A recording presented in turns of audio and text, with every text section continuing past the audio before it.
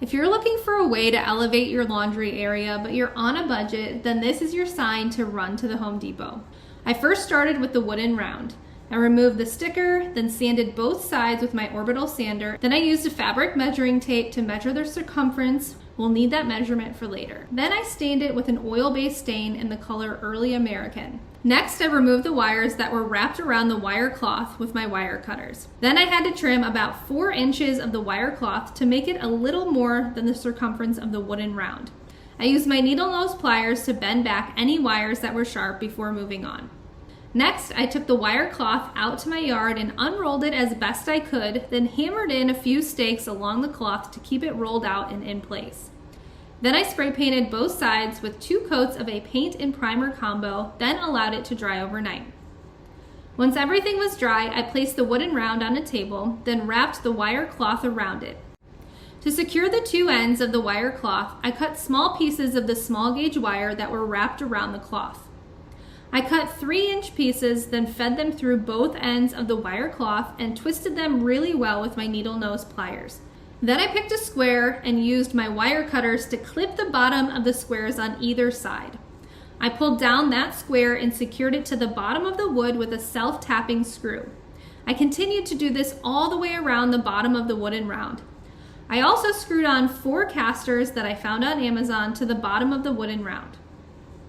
Once it was all done, I brought it inside and added a custom fabric liner I made to ensure that none of the wires would snag my clothes.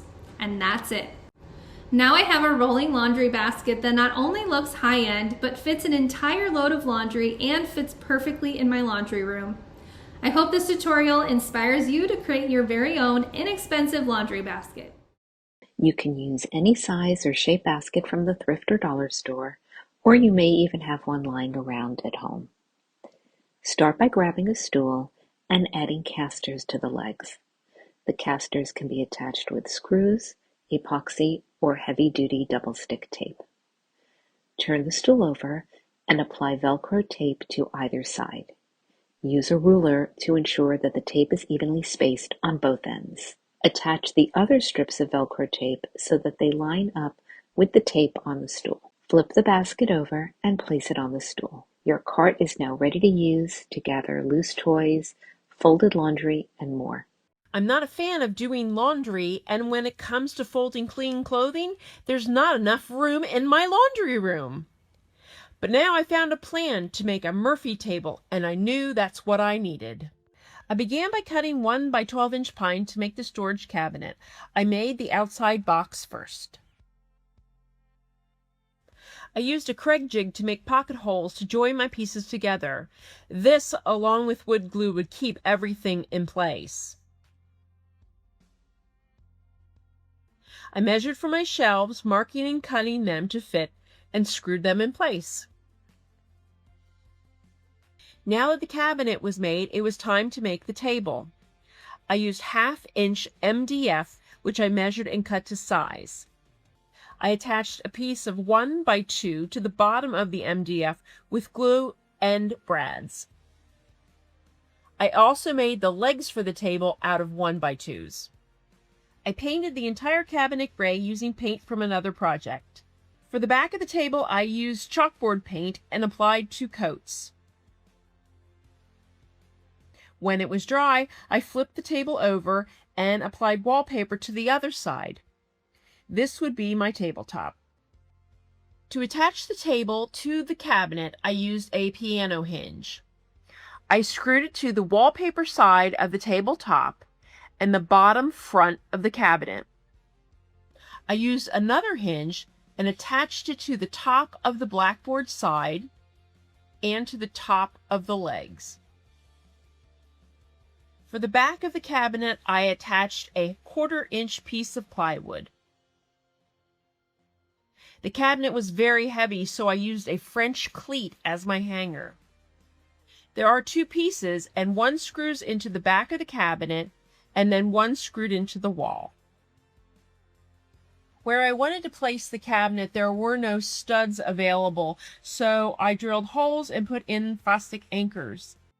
The cleat is really easy to install, and the cabinet hung right up. To keep the table attached to the cabinet, I fastened a heavy-duty magnet to the fret. Now I have a place to fold my clothing, extra storage, and a chalkboard to write notes. It's a win-win. I hope this inspires you to build something that's unusually useful. While browsing at my local thrift store, I came across these packs of caster wheels. I have this old chair that's been kicking around in my garage, and we are going to cut off the back of the chair. With my chair back off, I took the chair and I flipped it over onto the seat. This is where we're going to add in our caster wheels from the thrift store. So I took a 1/2-inch spade bit and I just drilled down into the top of each leg. And then my caster wheel fit perfectly nice and snug into these 1/2-inch holes. Next, I'm going to add a laundry basket to the top. So I got this laundry basket at my local home goods store, and I'm just going to go ahead and use a zip tie, and I'm going to secure it onto the chair. And with the project complete, I have a rolling standing laundry basket cart, and this is so convenient for me. Not have to bend over and pull the clothes out of the dryer and bend over a laundry basket. I just love how easy this project was, and it's just functional farmhouse pretty. I've got a laundry problem, too much to do and nowhere to store it. So I'm going to head down to my hardware store and I'm going to grab some good lumber, a 1x3 and 1x2s. Make sure you get them pretty straight. On 2 of these 8-foot boards, we're going to mark them right in half, a little bit above the 4-foot mark. Then I'm going to cut them. Now, we're going to set 2 of these legs aside because we're going to work on one side at a time. Take these 2 legs, separate them, and then we're going to start building a box. As you can see, I'm going to use glue. Glue is so strong compared to screws or nails. So what you do is you take good wood glue, you separate it out, put the board on top, and I'm just going to use little brad nails to hold it in place. This is going to allow the glue to dry, and it's going to be super strong. We're going to box this out, and then once we get the 2 sides built, we're going to measure the basket, and it comes out to about 24 inches. As you can see, that's how we have to separate it. Build the top and the bottom, again using the 1x3s.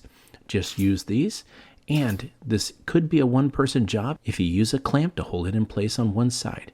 Now, as you can see, the box is starting to form. If it's a little bit off, don't worry. We'll take care of that when it comes to sanding. We'll go on the other side, again using glue and a little bit of brad nails.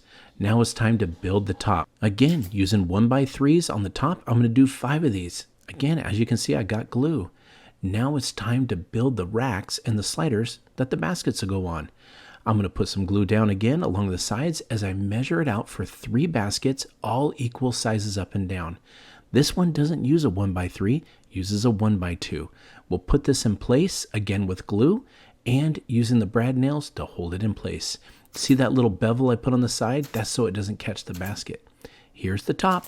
You can see the 5 slots that I put in. Now this is the facial board that I'm going to put in. It fits really nice, but we want to hold it in place again. This is where we can put little letterings or signs on. Using the brad nail, hold it in place. Once we do that, it's time to sand. Now, the reason you want to sand is it takes stain and everything better. But I've got a secret. We're not going to use stain on this. I'm going to use something different, but don't be intimidated. We're going to use a torch. That's right. We're going to burn this wood and give it a special look. As you can see here, I'm showing you that it can go too fast and it won't do the job. What you got to do when you're using a torch, don't be nervous, go a little bit slower. See how when we do that, it brings the grain out? It doesn't burn all the wood. It just takes that wood grain and really sets it apart, giving it a very dark look. Now, it looks like it could possibly be burning the wood. That's only temporary. It just gives it a nice shine, and then you can finish it off with some poly. Now, here is the final project. I used my Cricut machine, put a laundry symbol on it, and decorated it up, and it turned out amazing. 3 baskets tall and a little shelf on top to hold things. There's that bevel right there so the baskets don't get caught when I'm putting them on. And look at that. You can barely see any of the nails because we use glue to hold it together. With all the laundry in, it's still super strong.